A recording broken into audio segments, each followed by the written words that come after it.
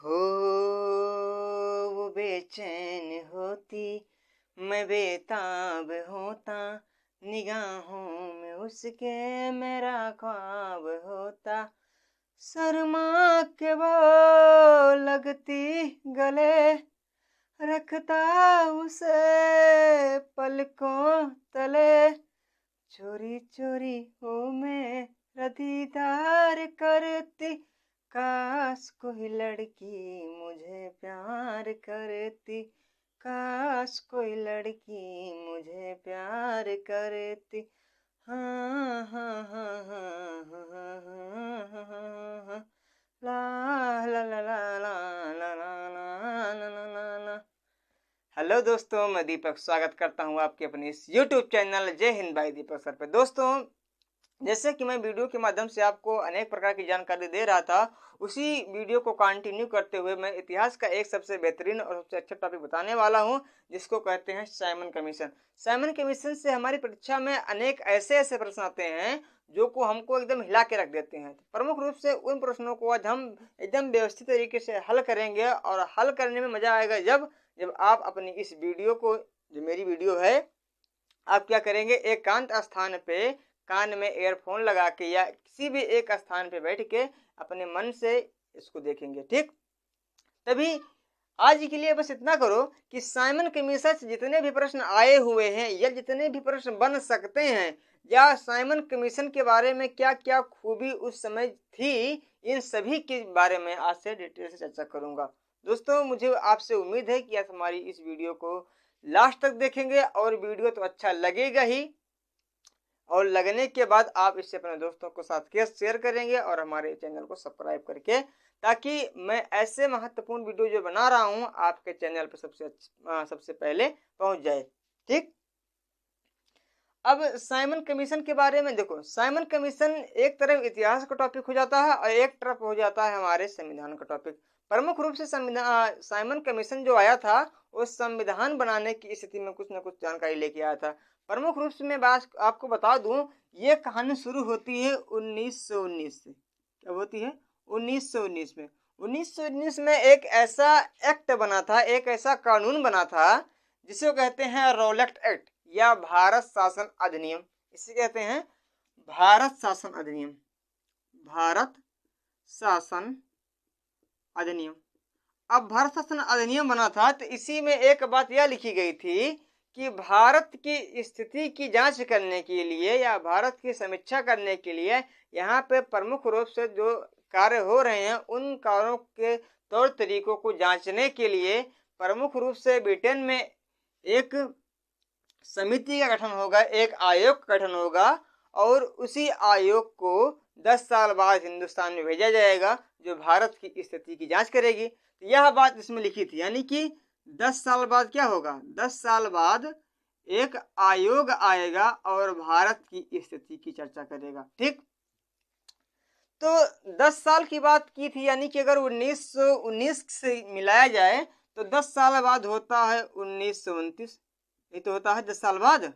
लेकिन क्या हुआ, जिस तरीके से भारत में चुनाव के लिए होड़ लगती है, उसी प्रकार ब्रिटेन में भी चुनाव होता है, वहां पे भी चुनाव के लिए बहुत ज्यादा होड़ लगती है। जैसे अपने यहाँ क्या है, एक सपा है, एक बीजेपी है, बसपा है, तमाम पार्टियां हैं। उसी तरीके से ब्रिटेन में 1919 में जो आम चुनाव होने वाला था उसमें दो पार्टियां थी। एक थी कंजरवेटिव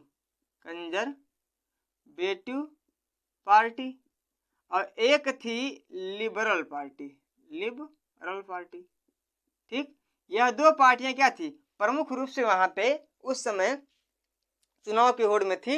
लेकिन उसके पहले जो 27 या 26 या उसके बाद 25 में तत्कालिक पार्टी चल रही थी वह थी कंजर्वेटिव, यानी कि तत्काल में जो चल रही थी वह क्या थी, कंजर्वेटिव जो पार्टी थी वो भारत की एकदम विरोधी थी, यानी कि भारत की एकदम कट्टर थी, भारत की विरोधी थी। लेकिन जो लिबरल पार्टी थी वो भारत की क्या थी, भारत की सहयोगी थी। क्या थी? सहयोगी थी। अब इससे क्या हुआ, अब उनके मन में कुछ ऐसा लगा कि अगर चुनाव 1929 में होगा, अगर बाई चांस सौभाग्यवश क्या हुए ये लिबरल पार्टी जीत गई और जीतने के बाद ये भारत की सहयोगी होगी, तो भारत में जो समीक्षा करने वाला आयोग जा रहा है वह नहीं जाएगा और कुछ ऐसे माहौल क्रिएट करेगा ताकि भारत देश को बहुत जल्दी ही आज़ादी मिल जाए। तो अगर कंजर्वेटिव पार्टी है तो ऐसा नहीं करेगी, तो कंजर्वेटिव पार्टी तत्काल में होने कारण एक ऐसी नीति बनाई जिससे उसे 2 साल पहले ही भेज दिया, भेजा नहीं, वहां पे गठन कर दिया। तो वहां पे ब्रिटेन में गठन किया गया 1927 को ही, 1927 में। यह प्रमुख रूप से 7 व्यक्तियों का एक टीम बनाया गया। कितने व्यक्तियों का? 7 व्यक्तियों का एक टीम बनाया गया। उन्हीं 7 व्यक्तियों में से एक थे सर साइमन। कौन थे? Sir Simon. अब सर साइमन को क्या बना दिया गया? इसका अध्यक्ष। और इसका अध्यक्ष बनाने के कारण यह हमारे इतिहास में फेमस हो गया साइमन कमीशन के नाम से। साइमन कमीशन के नाम से। कमीशन का अर्थ कुछ नहीं होता है, इसका अर्थ होता है आयोग, यानी कि साइमन आयोग। साइमन आयोग तो यानी कि साइमन के नाम से इसका नाम साइमन आयोग रखा गया है। वास्तव में इसका नाम था Indian statutory commission. Indian statutory commission यानी कि भारतीय वैधानिक पार्टी, भारतीय वैधानिक आयोग। ठीक, बहुत से बच्चों को यह पता नहीं होगा कि साइमन कमीशन का वास्तव में नाम क्या था। तो इसका नाम था भारतीय वैधानिक आयोग। अगर कहीं परीक्षा में ऐसा पूछ लेता कि भारतीय वैधानिक आयोग का गठन कब हुआ था, बच्चे तो कंफ्यूज हो जाएंगे, क्योंकि उन्होंने पढ़ा है साइमन कमीशन। तो ऐसे ऐसे टॉपिक को आज मैं बेहतरीन तरीके से आपको बताऊंगा। ठीक, अब जैसे ही आया साइमन कमीशन तो 1927 में वहां पे क्या हो गया? गठन हो गया। लेकिन यह भारत पहुंचा 3 फरवरी 1928 को। कब पहुंचा? 3 फरवरी 1928 को पहुंचा।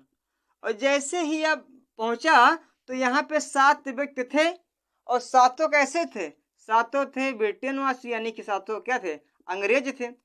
जब 7 अंग्रेज थे और भारत की समीक्षा करने आए हैं, तो भारत की समीक्षा करने के लिए प्रमुख रूप से इंडियनों को तो भी शामिल करना पड़ेगा। यानी कि बात ऐसी हो कि आपके गांव में, अगर आपके घर में कोई आपके घर की जांच करने के लिए आए हैं या बोला है कि आप हमको अपने घर के बारे में दिखाइए, तो अपने घर के बारे में दिखाइए, तो घर का कोई व्यक्ति उसमें शामिल तो होगा ही। कि वैसे जब मर्जी कहे तब 7-8 लोग आपके घर में घुस जाएं, ऐसा थोड़ी होता है। तो उसी तरीके से अंग्रेजों ने क्या किया, 7 की टीम बनाते हुए सीधा भारत में प्रवेश कर दिया। ठीक, बिना किसी इंडियन को मिलाए हुए। तो यहाँ की जो प्रमुख उस समय नेता चल रहे थे, जैसे कि लाला लाजपत राय थे, गांधी जी थे, ये तमाम ऐसे व्यक्ति थे जो कहे कि मुझे भी, या मोतीलाल नेहरू, चित्तरंजन दास या जवाहरलाल नेहरू, तमाम व्यक्ति थे जो कहे कि आप भारत की समीक्षा करेंगे लेकिन इसमें कुछ इंडियन को तो भी शामिल करना पड़ेगा। तो ये बोले कि नहीं, मैंने आपको शामिल नहीं करूंगा। शामिल क्यों नहीं करूंगा? उस समय थोड़ा और बात की जाए तो एक पद आया था महासचिव, हुआ था महासचिव, और एक पद था वायसराय का। जो महासचिव होता था ये भारत में सारी जानकारी पहुंचाता था ब्रिटेन को, यानी कि मुखिया था। और जो वायसराय था ये सारी जानकारी देता था महासचिव को। ठीक, यानी कि ये होता था चमचा और ये चमचे के चमचे। ठीक, यानी कि अगर कोई इंडिया में घटना घट रही है उस समय तो वायसराय को पता रहता था। तो यह प्रमुख रूप से बताता था वहां के अपने वायसराय को, महासचिव को, और महासचिव ये वो जानकारी ट्रांसफर करता था ब्रिटेन में। ठीक, ऐसी प्रक्रिया चल रही थी। तो उस समय जो वायसराय था वह था इरविन। कौन था? इरविन था। और जो यह महासचिव जी थे ये थे वर्कन हेड थे। ठीक, अब दोनों लोग यहाँ पे क्या कर रहे हैं? शासन कर रहे हैं। तो बात ऐसी आई, तो जैसे ही 3 फरवरी 1928 को से 7 अंग्रेज पहुंचे, तो जहां पहुंचे तहां इनका विरोध हुआ। दिल्ली पहुंचे वहां विरोध हुआ, लखनऊ पहुंचे वहां विरोध हुआ, पश्चिम बंगाल पहुंचे वहां विरोध हुआ, और पंजाब पहुंचे वहां विरोध हुआ। तो अंतिम रूप से कहाँ पहुंचे? अंतिम रूप से पहुंचे या लाहौर। कहाँ पहुंचे? लाहौर। लाहौर में क्या किया? लाहौर में लाला लाजपत राय जी थे, उन्होंने भी इनका विरोध किया। तो अंग्रेजों ने तंग आकर क्या किया, वहां के जो ब्रिटिश सेना थी उनसे बोला कि चाहे हम जहां जा रहे हैं या हमारा विरोध कर रहे हैं, एक काम करो, उठाओ लट्ठ इनको मारो। ठीक, तो क्या हुआ, लाला लाजपत राय जी को या उसके अन्य साथी को उठा के लाजपत राय जी को क्या किया, लाठी से इतना ज्यादा टोटल किया, इतना ज्यादा मारा कि इनका स्वास्थ्य क्या हो गया, इनका स्वास्थ्य बिगड़ गया। और इसी लाठी चार्ज के कारण, इसी मार के कारण इनकी बेचारे की मृत्यु हो गई। क्या हो गई, इनकी हो गई मृत्यु। ठीक, जब मृत्यु हो गई तो समस्या और फैल गई।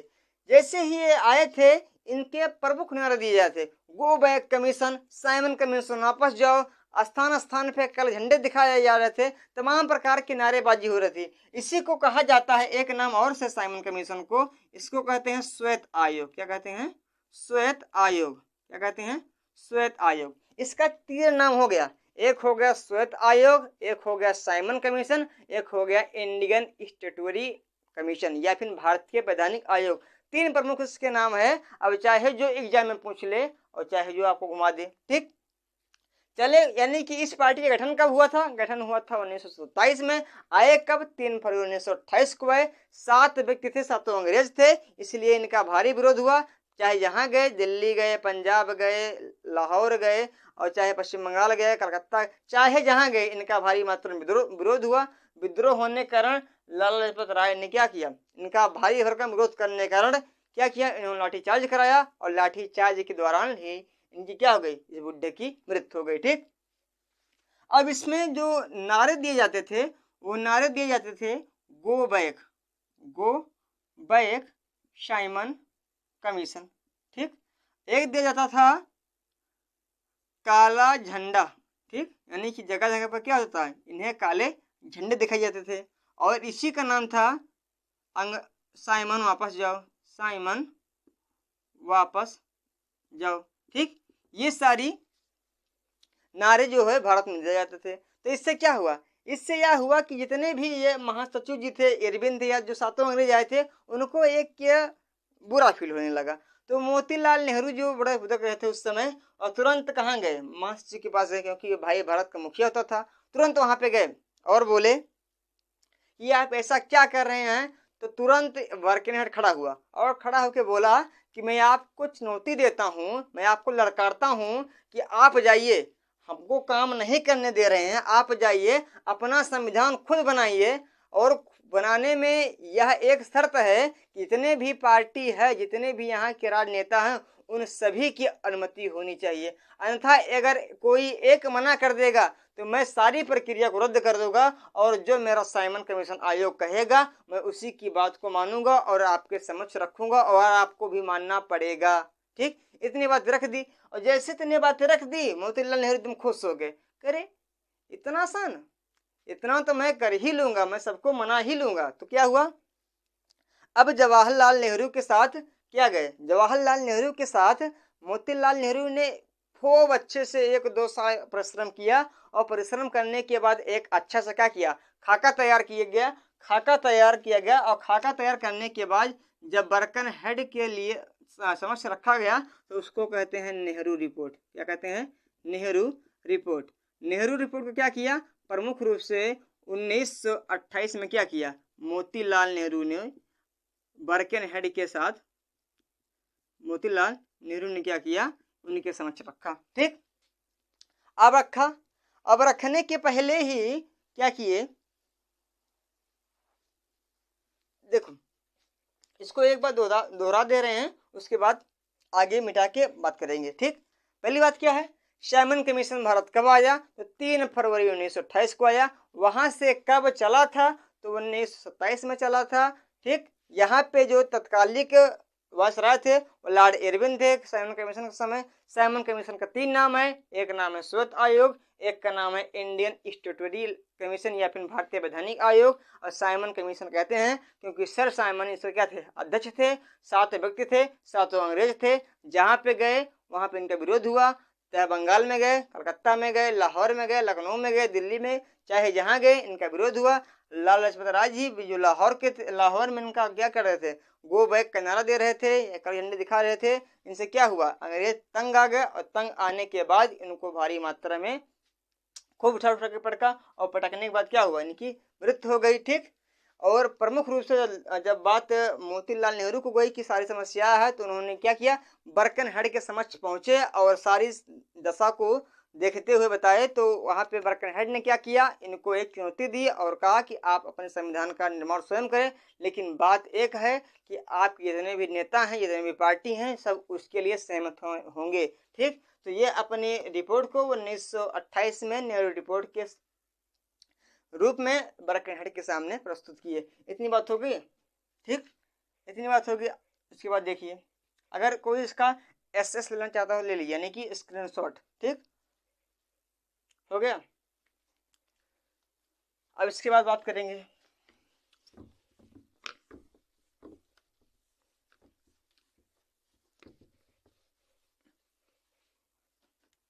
ठीक, जो थे, एक थे बर्कनहेड जो कि क्या थे, महासचिव भी थे, महासचिव, और एक था वायसराय जो था इरविन। कौन था, इरविन। ठीक। जैसे ही मोतीलाल नेहरू को क्या किया, ललकारा मिला, वह संविधान का निर्माण किया। वास्तव में एक अच्छा संविधान था, लेकिन उन्होंने एक बात को लिखा था अपने नेहरू रिपोर्ट में कि राज्य क्या होगा, राज्य एकदम स्वायत्त होगा। क्या होगा, स्वायत्त। स्वायत्त मतलब राज्य एकदम आजाद होगा, राज्य के लिए कोई अलग प्रावधान नहीं होगा, यानी कि प्रमुख रूप से राज्य पर क्या होगा, भारतीय कब्जा होगा। जिससे ये सभी लोग को क्या किए, मना लिए। लेकिन एक व्यक्ति थे जिनका नाम था मोहम्मद अली जिन्ना, मोहम्मद अली जिन्ना, जो कहते हैं कायदे आजम। कौन थे, जिन्ना जी थे। जिन्ना ने क्या किया, जिन्ना ने एक अलग ही बनाया था 14 सूत्री जिन्ना फार्मूला। क्या ना था, 14 सूत्री जिन्ना फार्मूला बनाया था। यह अपना अलग पाकिस्तान का सपना देख रहा था। ठीक।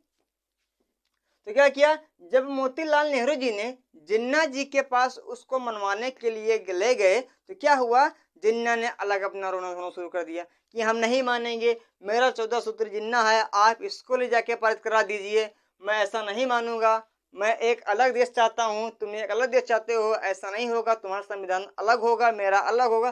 तमाम तरीके से रोना ये शुरू कर दिए। तो मोतीलाल नेहरू जी क्या किए, इसको इग्नोर कर दिया। जब इसको इग्नोर कर दिया और अपनी रिपोर्ट को 1928 में नेहरू रिपोर्ट के सामने क्या किया, नेहरू रिपोर्ट के स्वरूप में क्या किया, प्रस्तुत किया। और प्रस्तुत करने के समक्ष क्या हुआ, जब इनसे बात हुई कि सभी व्यक्ति क्या है, सहमत हैं, तो सभी व्यक्ति सहमत नहीं थे।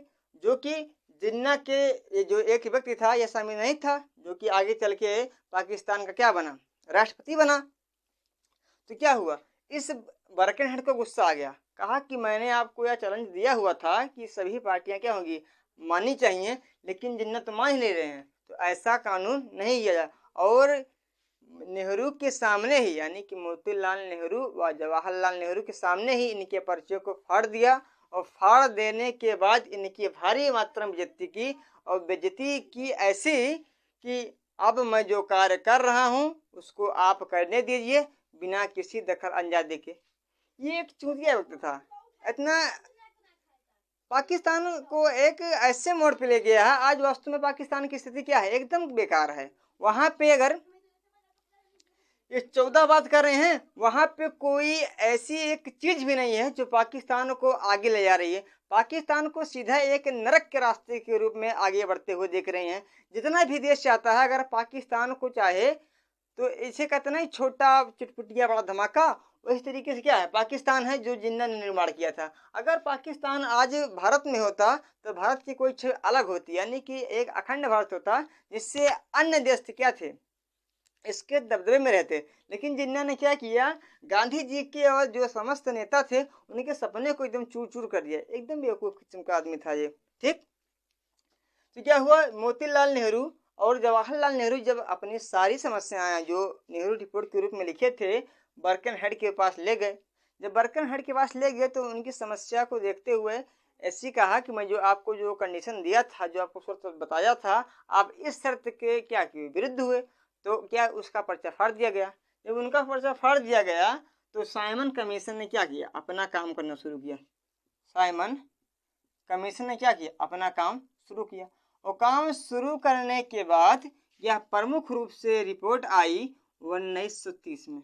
क्या आई, साइमन कमीशन की जो 1928 के बाद उन्होंने कार्य किया था, उस कार्य की रिपोर्ट आई 1930 में। और 1930 में ही प्रमुख रूप से 3 गोलमेज 1930 के बाद ही प्रमुख रूप से 3 गोलमेज सम्मेलन कराए गए, जो 1930 में हुआ था, 1931 में हुआ था और 1932 में हुआ था। ये तीनों कहाँ पे हुए थे, तीनों हुए थे लंदन में, जो लंदन में। और लंदन का जो उस समय प्रधानमंत्री जी था, वो प्रधानमंत्री था मैकडोनाल्ड। ठीक, मैकडोनाल्ड ने क्या किया, गोलमेज सम्मेलन बुलाया। गोलमेज सम्मेलन का अर्थ यह होता है कि इर्द गिर्द जितने भी व्यक्ति बैठे हैं, सभी व्यक्ति अपने आप में निर्णय लेने के लिए सर्वमान्य है। गोलमेज सम्मेलन का अर्थ होता है, गोलमेज सम्मेलन में 3 लगातार बहसें हुए 3 सन में, और प्रमुख रूप से जो निष्कर्ष निकला वह निष्कर्ष निकला 1935 भारत शासन अधिनियम के तहत। 1935 भारत शासन अधिनियम क्या है, ये प्रमुख रूप से मैं आज अगले वीडियो में आपको बताऊंगा। 1935 से कहा जाता है कि जो हमारे संविधान का तकरीबन 95 या 90% हिस्सा लिया गया है, वो 1935 के संविधान से ही लिया गया है। लेकिन यह संविधान प्रमुख रूप से जो बनाया गया था 1935 से, या कोई लिखित प्रावधान के रूप में मतलब आगे नहीं पेश किया गया, लेकिन वास्तव में 1935 के रूप में इसे पेश किया गया था। ठीक, इसके लिए आप हमारे अगले वीडियो को देखिएगा। आज के लिए बस इतना काफी। जय हिंद, जय भारत। और प्रमुख रूप से इन सभी बातों को आपने आसपास से अच्छे तरीके से समझा होगा। बस।